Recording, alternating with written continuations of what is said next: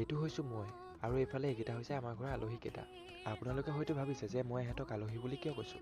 ইহঁতো আমাৰ ঘৰৰ আলহীয়ে দিয়কচোন, কিয়নো ইহঁতি আজি আছে কাইলৈ নাথাকিবও পাৰে, আমাৰ মনটোৰ ওপৰতহে ডিপেণ্ড কৰে নে কি কৰে। আৰু এইফালে এয়া মায়ে আনি দিলে চাহকাপ, বোলে চাহকাপ খা আৰু যা বাহিৰত ট্ৰেক্টৰে বালি পেলাই আছে কামখিনি কৰি লগে।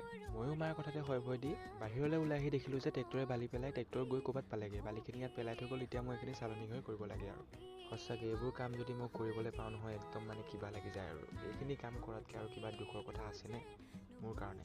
আপোনালোকে কোনে কোনে বাৰু ঘৰত কাম কৰে মোক কমেণ্ট কৰি জনাবচোন।